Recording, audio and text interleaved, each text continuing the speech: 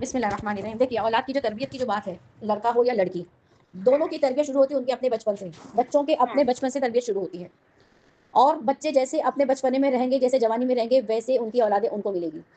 اور اس کے لیے ماں باپ کے لیے تو خاص طور پر ماں کے لیے کہا جاتا ہے کہ جب ماں کے بدن میں اولادیں ہو تو ہمیں نہیں پتا بیٹا یا بیٹی ہے، تو وہ ماں بہت نیکی کے کام کرے. ویسے تو پوری زندگی نیکی کے کام کرنا چاہیے کیونکہ اس کے اثرات ہوتے ہیں، لیکن خاص طور پر عبد القادر جیلانی کے بارے میں آتا ہے رحمۃ اللہ علیہ کہ وہ اپنے ماں کے پیٹ سے 18 پارے کے حافظ تھے کہ جب مکتب میں گئے تو جب مولانا پڑھانے لگے، آگے آگے پڑھنے لگے.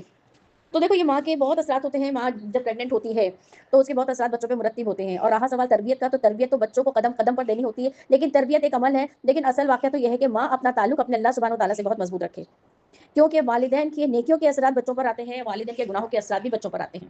اپنی اولاد کو نیک بنانے کے لیے پہلے والدین کو خود کو نیک بننا ہوگا. اپنی اولاد کو سچا بنانے کے لیے پہلے والدین کو سچا ہونا ہوگا. اپنے بچوں کو نمازی بنانے کے لیے پہلے والدین کو نمازی بننا ہوگا، کیونکہ بچوں کا جو مزاج ہے وہ بچے تمہاری نصیحتوں کو سن کر عمل نہیں کریں گے. بچے تمہارے عمل کو دیکھ کر، آپ کے صرف عمل کو بچے دیکھیں گے، نصیحت آپ کچھ نہیں کر رہے ہو، لیکن انہوں نے دیکھا کہ ہم نے جب بھی آنکھ کھولی صبح کے وقت ہماری امی ہم کو مصلی پہ ملتی ہیں تلاوت میں مشغول.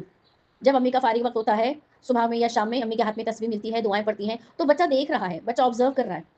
تو اسے کہنے کی ضرورت نہیں ہوگی کہ بیٹا شام کا وقت ہو گیا چلو اذکار کرو، شام کی دعائیں پڑھو، تھوڑا تو تلاوت قرآن مجید کر لو. نہیں، بچہ دیکھ رہا ہے. جیسے شام کی چائے پی لیتے ہیں، پورے گھر والوں کے ہاتھ میں کتابیں آ جاتی ہے، کوئی دعا پڑھ رہا ہے، کوئی قرآن پڑھ رہا ہے، کوئی تسبیح پڑھ رہا ہے. تو بچوں کی تربیت کے لیے سب سے پہلے والدین اپنے خود کی تربیت کریں. میں بھی نمازی ہوں اور میں چاہوں میری اولاد نمازی بن جائے. میں قرآن کو سال بھر میں کبھی نہیں اٹھاتی، اور میں چاہتی ہوں صبح صبح اٹھ کر میرا بچہ قرآن پڑھے. تو یہ ایسے سپنے پورے نہیں ہوتے. ہاں اللہ ماشاء اللہ، کبھی اللہ سبحانہ و تعالیٰ کبھی اولاد کو کبھی ایسا نواز دیتا ہے کہ بچے ماں باپ کی بھی ہدایت کا کبھی سبب بنتے ہیں، پورے خاندان کی بھی ہدایت کا سبب بنتے ہیں، اللہ ماشاء اللہ، لیکن ایسا بہت کم ہوتا ہے. تو ہمارے لیے بہت لازمی ہے کہ اولاد کی تربیت سے پہلے خود کی تربیت کریں. خود اللہ کے احکام کو پورا کرنے والے ہو جائیں گے، خود اللہ کی اتباع و پیروی کرنے والے ہو جائیں گے، تو یقین کیجیے اولاد کو کہنا نہیں پڑے گا کہ تم فرما بردار بنو. وہ بچے خود، اللہ دلوں کو موڑنے والے ہیں، اللہ دلوں کو موڑنے والے ہیں. اللہ سبحانہ و تعالیٰ خود ان بچوں کے دل کو اطاعت پر کھڑا کر دیں گے. وہ اللہ کی بھی اطاعت کریں گے، والدین کی بھی اطاعت کریں گے، اور ان دونوں کا اثر یہ ہوگا کہ اپنے پورے خاندان والوں کی ہر ایک کی لوگ اطاعت فرما برداری کریں گے، اور ایک اچھے بہترین بچے بن کے یہ کھڑے ہوں گے. تو بچوں کی تربیت پہ سب سے اہم کردار ہوتا ہے قرآن مجید کا، کہ قرآن کی تعلیمات اور نبی علیہ السلام کی سنتیں یہ بچوں کی زندگی میں ڈالی جائے، اور اپنے اولاد کے خوش نصیبی کے لیے خوب رو رو کے اللہ سے دعا مانگی جائے.